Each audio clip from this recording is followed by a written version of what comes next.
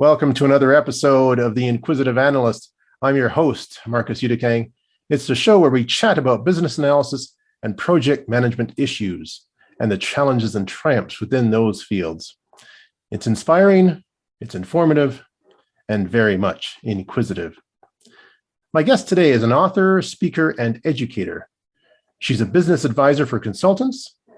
She has experience as a managing director, management consultant, strategic advisor, and a mentor. She also runs Laura's Consulting Guide and LAD Enterprises Incorporated. Please help me welcome to today's show, joining us all the way from Pennsylvania, Laura Burford. Welcome, Laura. It's great to see you, and I'm looking forward to today's conversation. Fantastic. Now, I wanted to start off by asking how you got into the consulting field.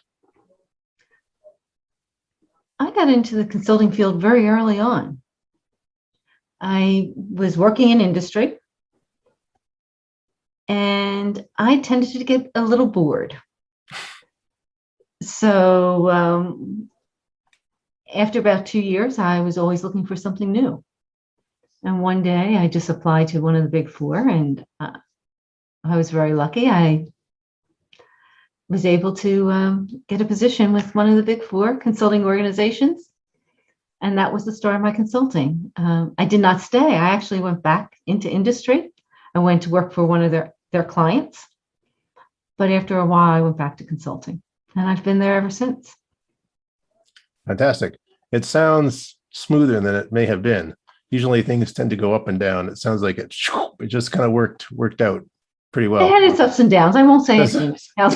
Sometimes. All right. Yeah, nice. But it's a career that I enjoy.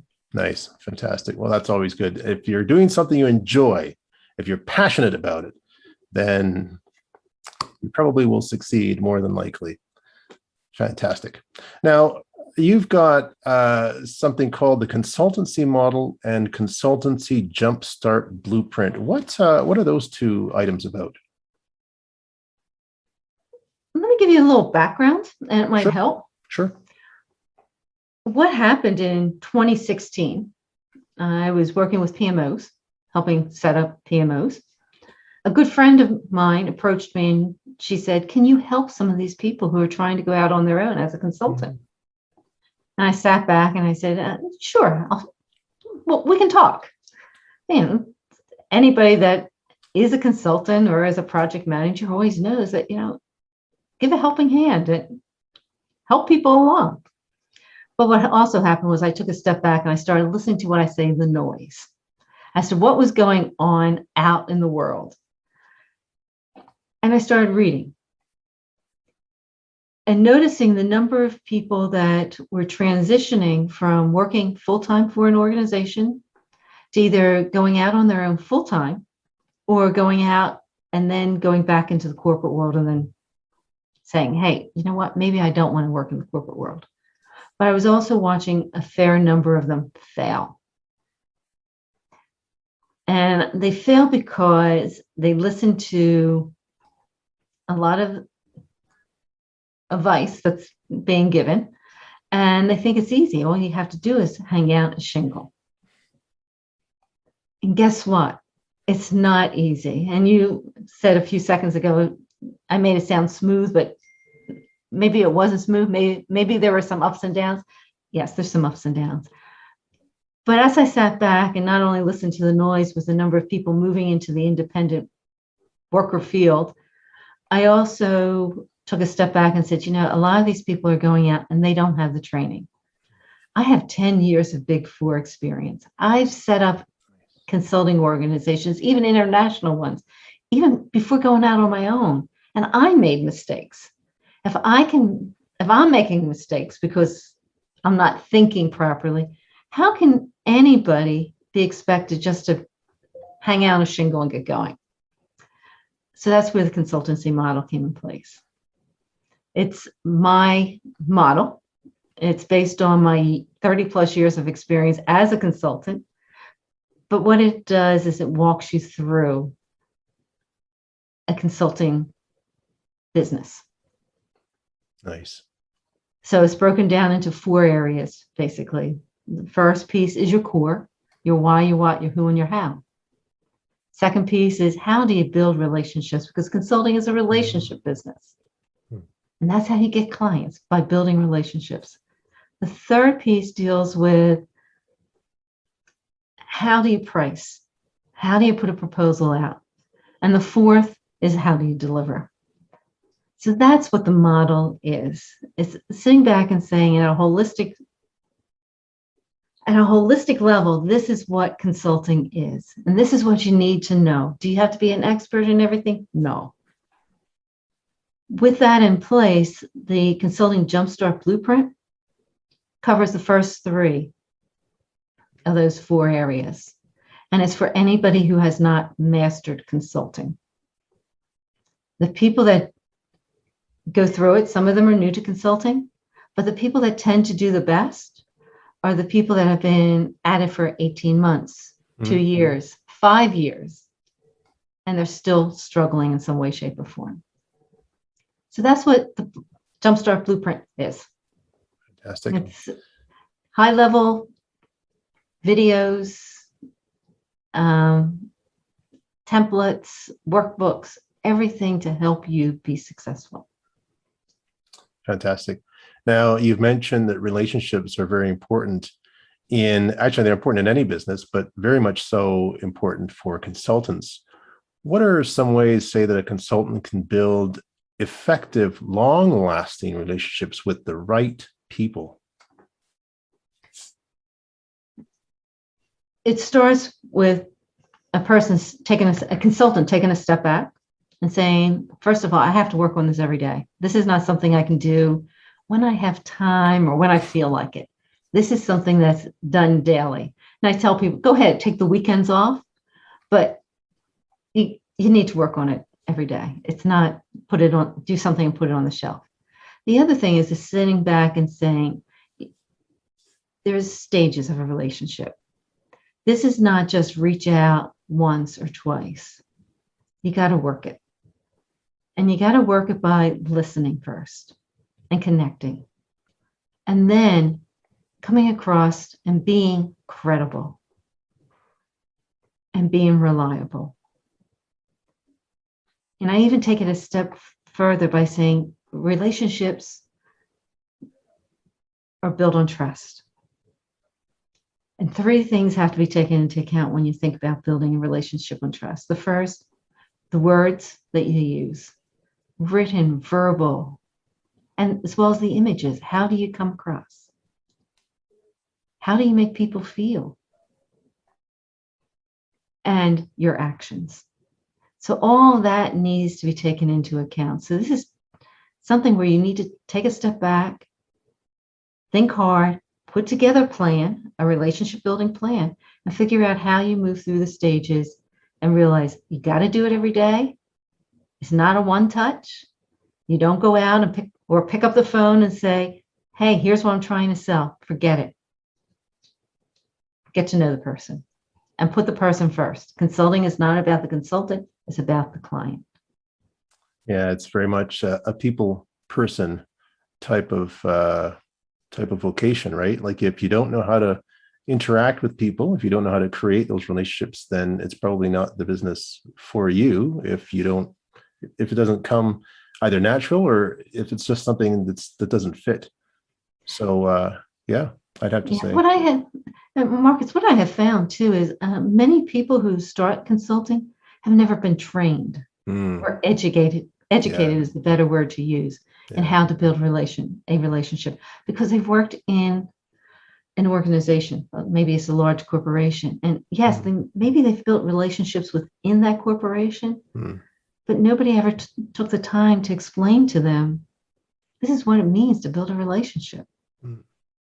Yeah. And you have to constantly extend that relationship as well.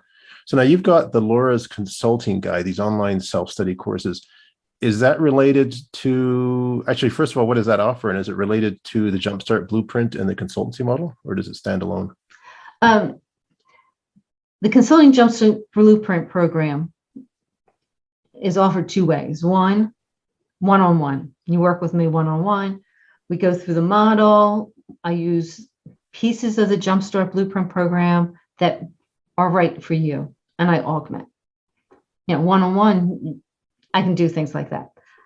The Consulting JUMPSTART Blueprint program also is available as a group discussion. It's an evergreen program, so you can join whenever you want. You can walk through the lessons, the templates, the workbooks. There's 2 group discussions a week. There's a community group. I try to do whatever I can to help people be successful. Nice. Fantastic. So that's the JUMPSTART program, and it goes through your core, building relationships, and pricing and proposals, as well as discovering you. So there's more there, but I think you get the general. Yeah. That's a group discussion, but some people don't want that. Some people want to do it on their own. So not all of that JUMPSTART program is available as self-study, but pieces are available as self-study. For example, if you want to figure out pricing on your own and you want to figure out how to do a proposal, there's 3 courses that just deal with that. There's one that deals with parts of your core. So some of it's available as self-study, and some people find that's the right thing for them. Fantastic. So say from a high level, without getting into too much detail, how does a consultant determine their hourly rate? And should they use a value-based pricing system or anything else? Here's how I'm going to answer that. There are 5 basic pricing models. They're all good, they're all right, and they're all wrong. You need to use the right one for the right situation, for the right client, at the right time, and make sure it's the right fit. So you need to take a step back and think, what am I offering? And what does the client feel comfortable with? What do I feel comfortable with? I do recommend people try to stay away from the hourly for a number of reasons. I do prefer, my personal preference is value-based, but any of them are good. How do you determine your hourly rate? There's a number of factors that need to be considered. And I actually have a video out on my YouTube channel. Nice.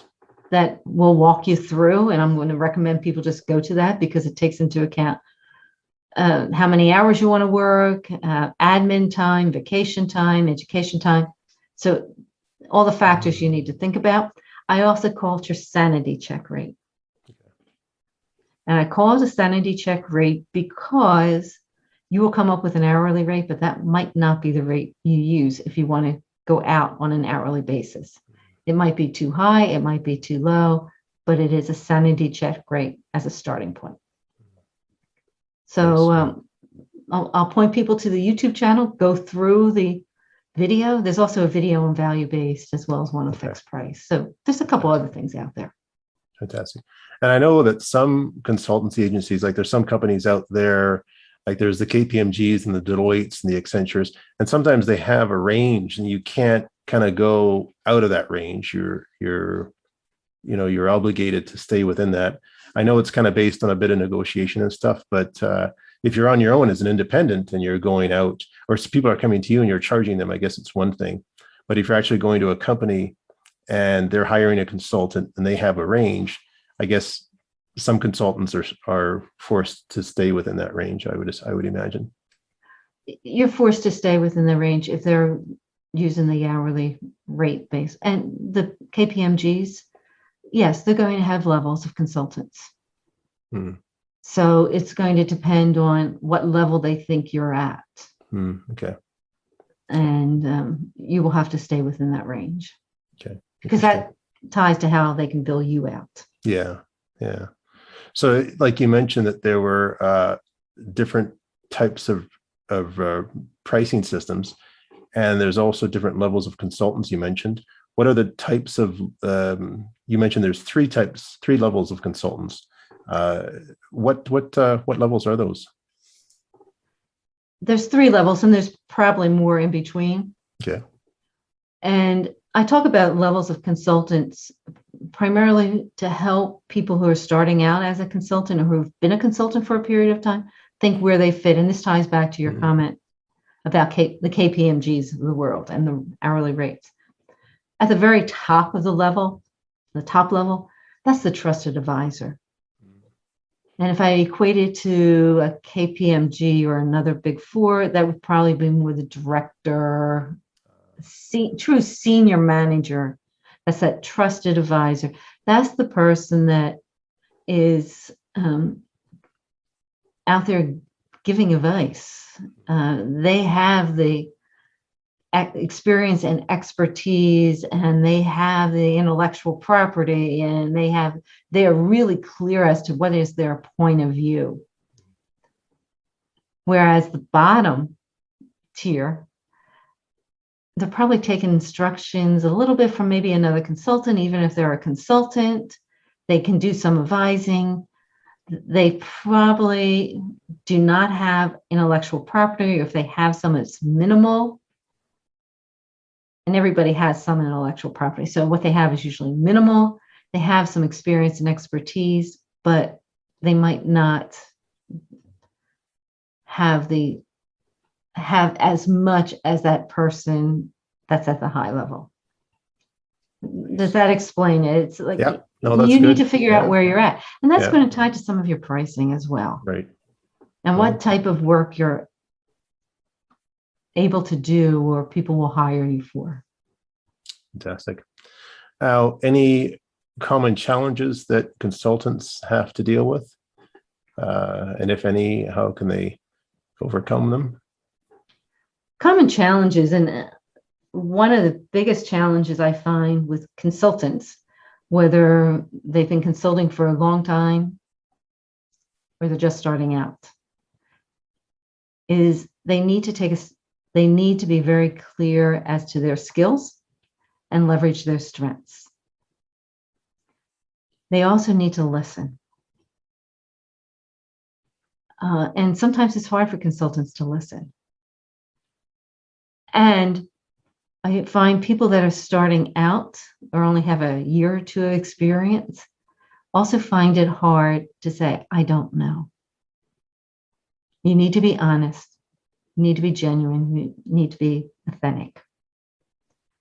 So from a common challenge, I find listening first and not doing the talking. I've watched many people lose opportunities because they get excited and they know they can help that person and they talk too much. Yeah. So there are a few common challenges that people run into: listening, communicating, leveraging their strengths, being very clear as to what their focus is, that one thing for which they want to be known. And they cannot be that jack of all trades. That's for the them key. to for them to grow. And I say, if you want to soar, you got to be really clear as to what you want to be known for. You want to be the go-to person for what? Right. Fantastic. Any tips on how to identify and define the ideal client? To identify, and this can be tied to your prior question about challenges. Mhm. When people sit back to identify their ideal client, they need to look at two things: the characteristics, the tangibles, as well as the intangibles. Mhm. Many consultants have been taught to worry about the characteristics, the tangibles. Mhm. And when I grew up in consulting, that's all we worried about. And I tell the story frequently that when I was asked to set up a new group within the Big Four, I was with PW at the time, the partners and I sat down, we went through and we came up with a list of potential clients, but everything was tied to the characteristics. Mhm. And over time, I found that the people on the list that I wanted to deal with were not necessarily at the top Mhm. with some of the partners. And it came down to the culture of the organizations and how they treated not only me, but the people that were working with me. Mhm. So you have to take both into account, and that's important when you identify your ideal client. Fantastic. Now, I would probably ask also, how can a consultant best display credibility? I know you talked a bit about being honest. I would imagine some degree of credibility is honesty, obviously, and telling them if you don't know something, as opposed to not admitting that. So how can consultants say display credibility, and how do you get more clients with that targeted outreach? Okay. Credibility comes down to how you're seen. And that ties back to a comment I made earlier about words and images and your actions, and how you make people feel. That's part of it. The other ties to some simple things, actions that every person can take, whether you're a consultant or not. One is, once you know what that one thing is that you're going to focus on, come up with some stories. Mm-hmm. Stories are relatable. People can grab on. They remember stories. So you need to be able to provide a story, but that also means being able to really tell the story. And that story needs to tie to your why, your what, your who, and your how. So it's concise. Testimonials. I don't put a whole lot of faith in testimonials, because you only ask for testimonials from people that are going to give you good testimonials for the Yes, most part, obviously, right? yeah. But you want to have some testimonials, but they also can be tied to your stories and your case studies. Your professional image. I said to a gentleman not too long ago, he needed to get a different, he's been in business for, I think, 3.5 years, but he's struggling. I said, I recommend you get a professional looking email address. His comment was, why? I said, because you're using Yahoo and it looks old. This ties back to the image you present. You want to look current, and you want something that's professional looking. So you want to do that. Yeah. For consultants, do you need a website? I know many consultants who have been very successful without a website, but they have a top-notch LinkedIn profile, because that's the first place people will look. Right. And if you do an internet search, usually LinkedIn comes up. It's either the first or second item when you do a search on a person's name. So there are a few things that you can do. It's coming back and being consistent with your message, and being able to show that you have done things that will help your client achieve the results that they want to achieve. I actually have a downloadable document, Okay. Marcus, that's on my website, that says, here are 10 ways that you can think about credibility. And it's not the words and the images, it's tactical things that you can do. Fantastic. You've got a book out, Project Management for Flat Organizations, Cost-Effective Steps to Achieving Successful Results. What's the book all about? And maybe a quick summary of it. The book is really a primer. I would call it more of a primer.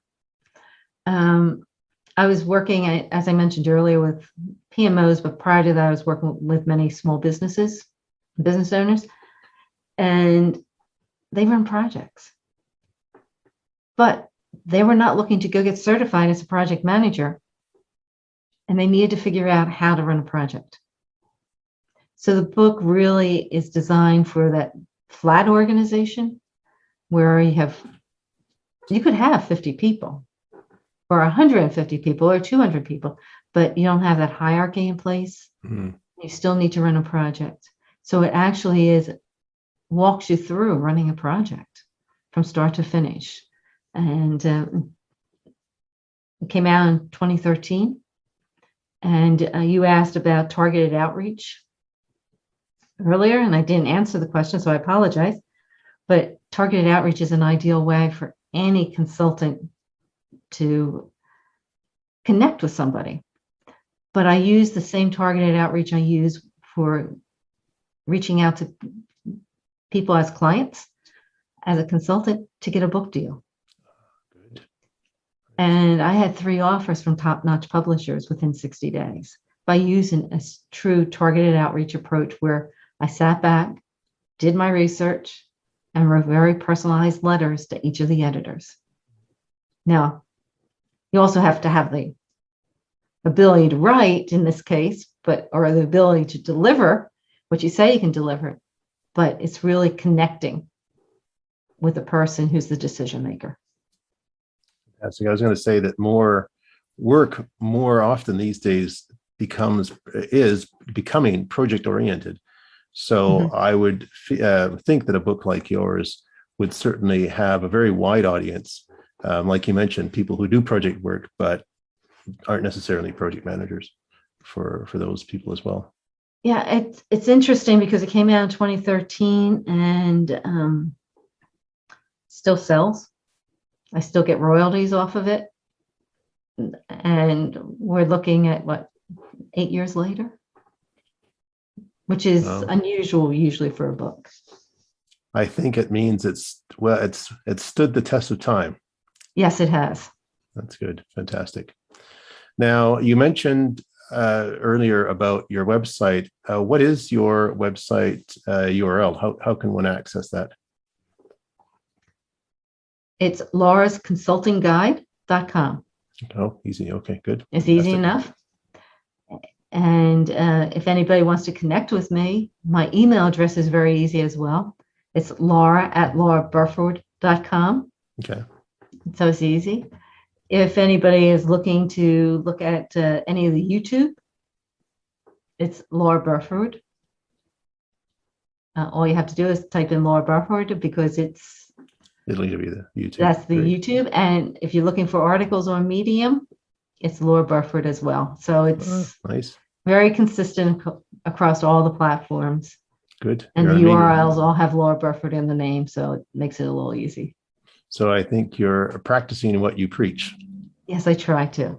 That's good. That's As a matter of fact, one of the things I did when I started dealing with the Consulting JUMPSTART Blueprint, anything that I recommend to anybody that they do, I changed what I was doing, so I was doing exactly what I'm telling people to do.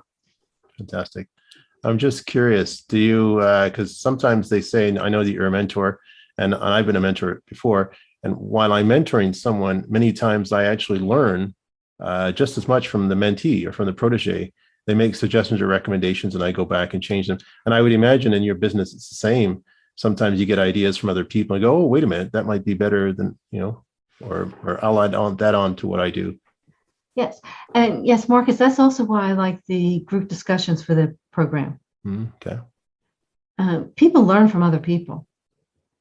So if you're in a session and you're talking to one another and you have a community group where you can ask questions of one another, you're learning.